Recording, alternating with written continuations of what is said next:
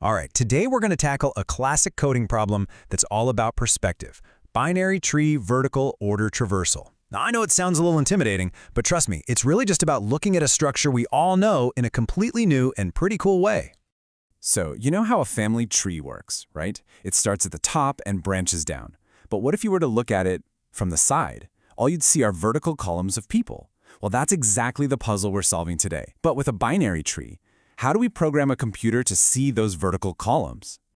So here's what we've got on deck. First, we'll figure out what seeing a tree sideways really means.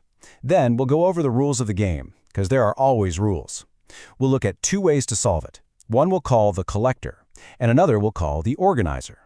After that, we'll get to the final verdict and wrap up with the one key thing you should take away from all this. Okay, let's dive right in. What does it actually mean to see a tree sideways? Let's break this idea down. Essentially, the whole idea is to take this two-dimensional tree structure and group all of its nodes into vertical columns. Just imagine dropping perfectly straight lines down through the tree.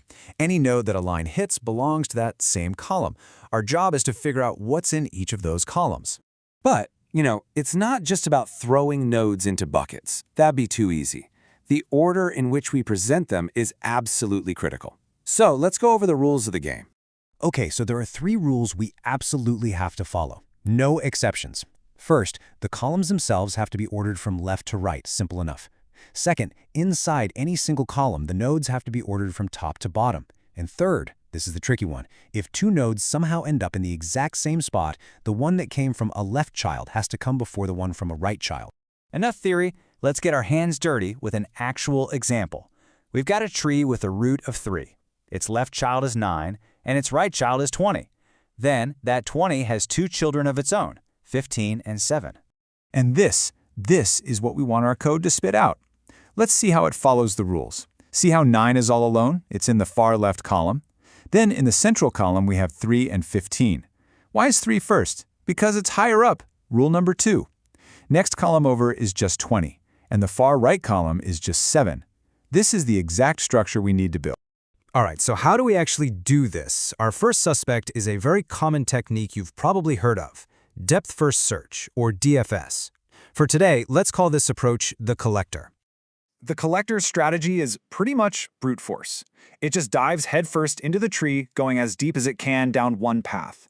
As it visits each node, it jots down 3 things: the node's value, its column, and its depth. Then, after it's visited every single node, it's left with this big, jumbled list of everything it found. Only then does it try to sort it all out. And here's the mess the collector brings back before it does any cleaning up. Look at this. The data is all there, sure, but the order is just the order it happened to find things. Notice how node 15 in column 0 is listed way after node 20 in column 1. The pieces are on the table, but they are absolutely not in the right order yet. And this is the real kicker. As the source material points out, all the heavy lifting happens after the journey's over. We have to take this entire collection and run a big, complex sort on it, first by column and then by depth. It works, for sure, but man, it feels like a lot of extra work at the end. Which brings us to our second approach. If DFS is the messy collector, isn't there a smarter way? A more organized way? Well, let's meet the organizer, breadth-first search, or BFS. So let's just ask the question outright. Instead of just grabbing everything in a chaotic mess and then sorting it later, what if we could be smart about it? What if we could build our columns in the correct order from the get-go? And wouldn't you know it, the source material gives us a huge hint. It points right at breadth-first search, saying it's a better approach because it naturally works its way through the tree level by level. So how does this organizer work? Well, it's super methodical. It uses a queue and explores the tree one whole layer at a time. It starts at the root, processes it, and then puts its children, 9 and 20, in line to be processed. And here's the magic trick. It processes that entire level, from left to right, before it ever moves down. That top to bottom, left to right motion is baked right into the algorithm. And this is the aha moment right here. The very nature of BFS, exploring layer by layer, means it just automatically satisfies our rules for us.